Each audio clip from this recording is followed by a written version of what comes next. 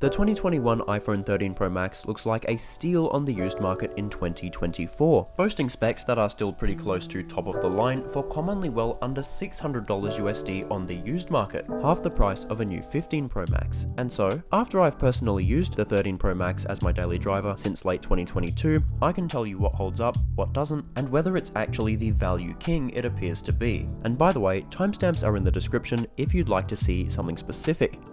So starting off with the design, there's no denying that this phone is an absolute unit, but it's also absolutely gorgeous, with a matte glass finish on the back and stainless steel edges, giving the 13 Pro Max a very high-end look and feel like you would expect from the $1,849 price tag back in 2021. While the stovetop camera bump is getting a bit long in the tooth, the phone is still built like a tank, and is especially nice in this gold color, but the 13 Pro Max also comes in graphite, silver, and a Sierra blue that we haven't seen since. It's extremely solid feeling in the hand, and it doesn't feel like it's going to bend or flex one bit. And I've dropped it multiple times, including face down onto concrete, and it's miraculously still quite unscathed. Although all that robustness does come at a cost, with the 13 Pro Max being an absolute behemoth to hold and carry around, weighing 240 grams and being 7.7 millimeters thick. Combine that with sharp, flat titanium sides, and you have, well, not the most ergonomic thing to hold. I really honestly prefer the rounded edges that we had prior to 2020. Even though I have big hands, one-handed use is definitely a task. It's pretty much impossible to reach all four corners of the display with one thumb, unless you do some insane maneuvering, and two-handed use isn't too comfy either. When you're typing, the phone just feels a bit too tall. I know some people really like big phones, but for me personally, I definitely think I'm just gonna go with a regular sized iPhone next time I upgrade, although it is worth noting that the iPhone 15 Pros made the switch to a titanium body, which takes 19 grams from the 13 Pro Max compared to the 15 Pro Max, so that could be worth checking out if you want a Pro iPhone, but don't want the heft that comes along with the older titanium models. Now on the front, we get our all-screen display with the shrunken down notch, so you can tell it's not the latest and greatest anymore, since there's no dynamic island like on the 14 and 15 Pro series, which gives you a whole bunch of shortcuts and functions within apps. I mean, while it does have its uses, it is kind of gimmicky in the big picture, so I wouldn't really worry about not having it. And this shrunken down notch is a huge improvement than the full-size one on the iPhone 12 series. Now inside the notch, we get the components for Face ID, which still recognizes you super quick, and it works from a wide array of angles, although I definitely am more of a Touch ID person, which for now is unfortunately only reserved for the iPhone SE.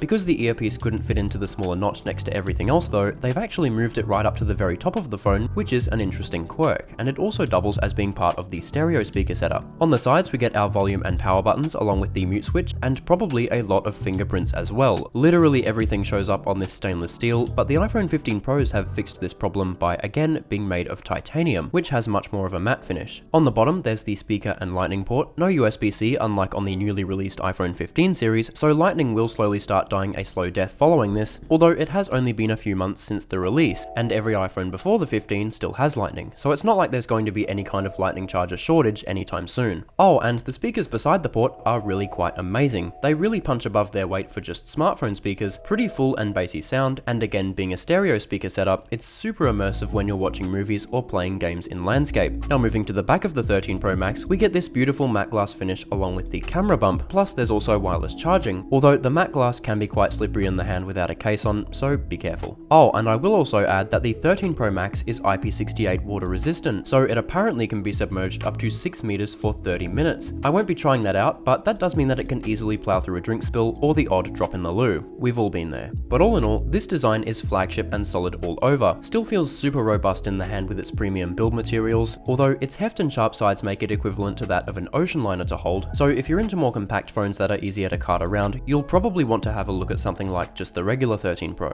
Now moving back to the front of the 13 Pro Max, we have our gorgeous 6.7-inch OLED display. This panel is still absolutely flagship quality, with a resolution of 2778 by 1284 and pixel density of 458 pixels per inch, so individual pixels are nowhere to be seen, and anything and everything is going to be extremely crispy and vibrant, with colors that just seem to pop out at you. Plus it's OLED, so you're getting those deep true blacks instead of that dark purpley shade like you get with LCD. Now I know I talked bad about the size just before, but in terms of the display, this makes whatever you're doing all the more immersive and easier to see, whether that be scrolling articles or social media, sending texts, or even just checking the time, and landscape games and movies also work really well. And with the games, the controls should also be easier to use with the larger display area. This panel also maxes out at 1000 nits of brightness, which means outdoor use in even direct sunlight is going going to be not too bad. But probably the best aspect about this display is its 120Hz refresh rate. The 13 Pro series were the first iPhones to get a refresh rate higher than 60Hz, which basically means that with 120Hz, the frame rate of the screen is now doubled. So every swipe, every scroll, and every zoom is going to look just that much buttery smoother, if that's even a word. The high refresh rate display is absolutely a real-world upgrade for many. Not essential by any means, far from it, but it is very, very nice to have on here.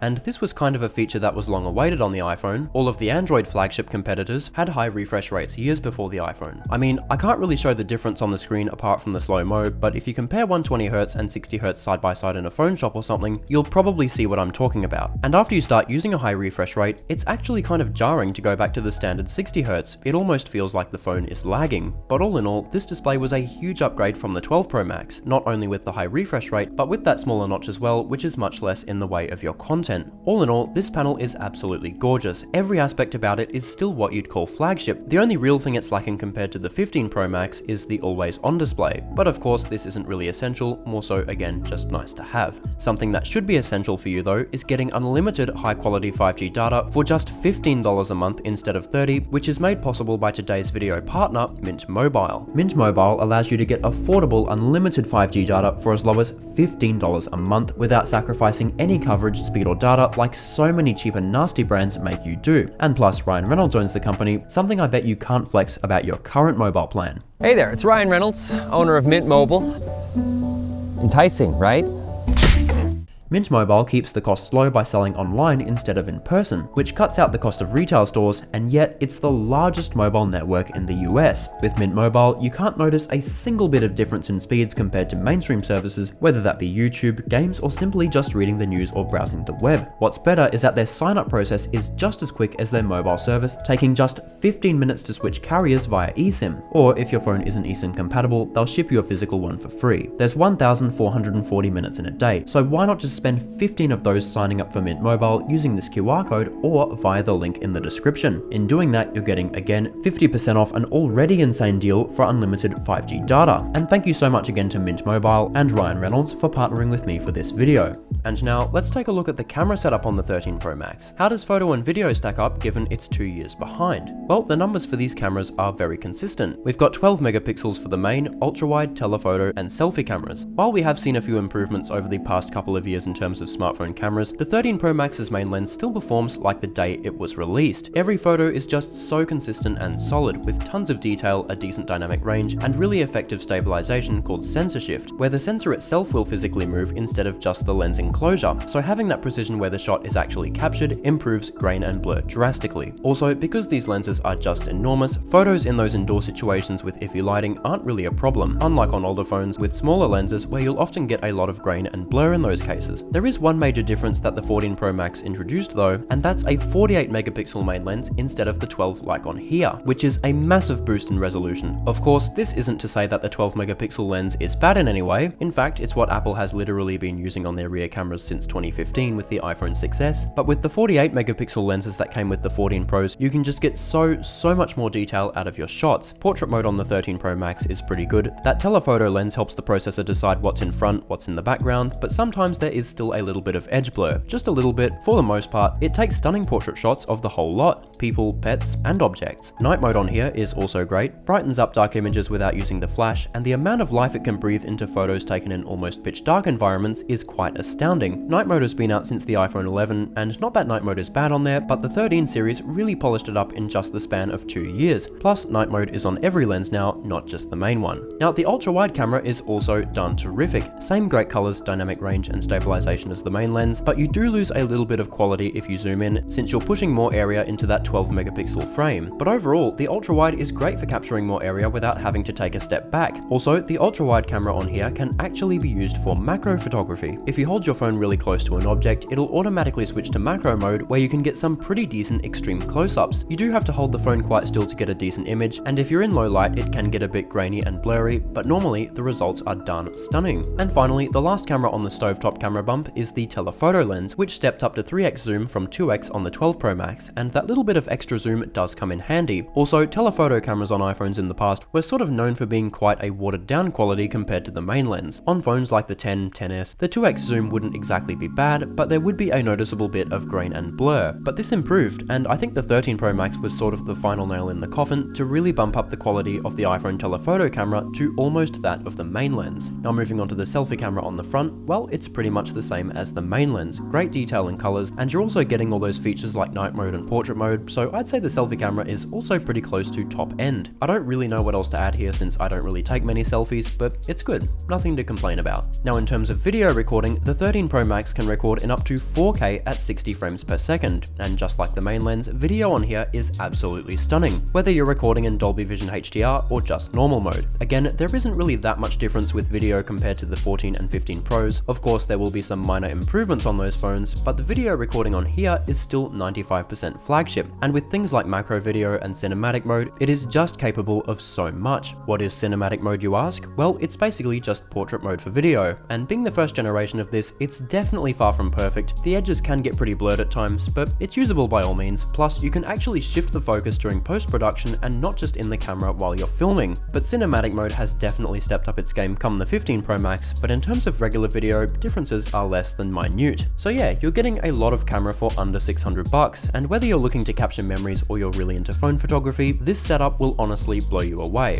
It's like 70% of what the iPhone 15 Pro Max camera has for half the price. And now, taking a look at the performance on here, with the Apple A15 chipset and 6 gigs of RAM, it's still the blazing fast powerhouse it was 2 years ago. It can run anything and everything with absolute ease, whether that be anything as light as checking the weather or swiping around the interface, or running intensive 3D games and transferring large files. There is pretty much nothing the 13 Pro Max can't handle. It's all in all just a super buttery, high-end and pleasant experience, which is especially enhanced by that 120Hz refresh rate. This kind of performance is insane value for, again, under $600. I mean, yes, the latest phones are going to be marginally faster, of course. They'll take a split second quicker to download apps or open stuff when compared side by side, but day to day, you'd never even notice the performance difference between the 15 Pro Max and 13 Pro Max, and you'd have to really be trying to catch it out. So yeah, performance on here holds up as well as it can, and it should continue to do so for many years to come. And that brings us on to the longevity of the 13 Pro Max. If you do end up going with it, how many years will it last? Well, iPhones nowadays tend to receive around 6 to 7 years of software support, so based off that, the 13 Pro Max therefore has years and years of updates to come. It should last until around iOS 21 in 2027, maybe even 2028, or possibly even 2029, you never know. Of course, that sounds like pretty far into the future, but 2029 is actually only 5 years away, which is slightly scary, but also good news if you're someone who likes to run their phone into the ground over the course of years and years. And even after software support is dropped, you should still be able to keep using the phone for a few years after that, before apps start to become incompatible with the older software version. So with all of that considered, it's no secret that the 13 Pro Max should be here for quite a while. And finally, moving on to the battery life on here, well, this is something that's going to vary device to device, but for me personally, it still does pretty well and gets me through a full day. According to my battery use in settings, I'm getting around 7 hours of screen on time every day. But sometimes if I start my day with something like 70%, it can start to struggle in those later hours of the day. But then again, my battery health is 89%. An example with significantly higher or full battery health is probably going to last significantly longer. So when you're buying used, it's important to check that the battery health is in the late 80s or higher. Getting a battery that's in poor condition can lead to a plethora of issues, like extreme lag and the phone randomly shutting down, but if the battery is good, it should last all day with light to moderate use, but you know, just periodically scrolling social media, calling and texting throughout the day. Honestly, you might even get 2 days out of it. But if you're playing lots of heavy games or using your hotspot for hours on end, the 13 Pro Max can struggle to make it to the end of the day, but for the vast majority of people who aren't power users, battery life on here is darn good.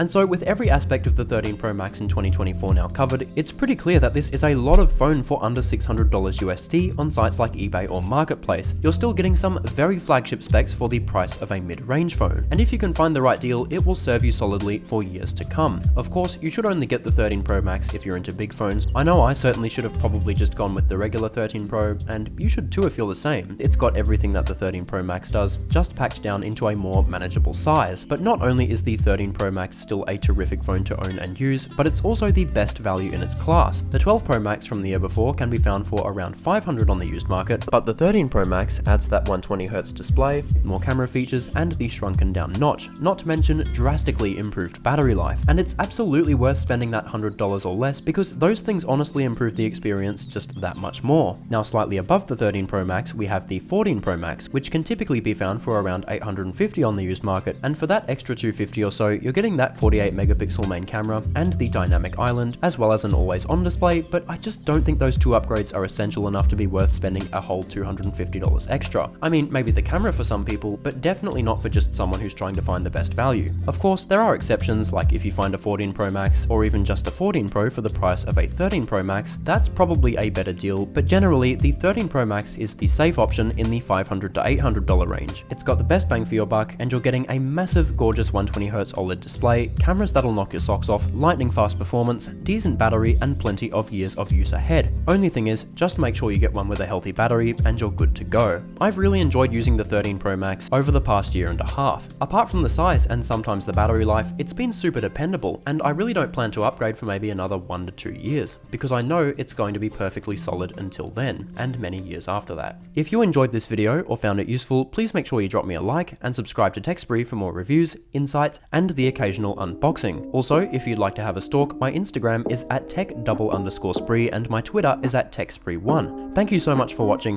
This is Tom with TechSpree, and I'll see you as always next time.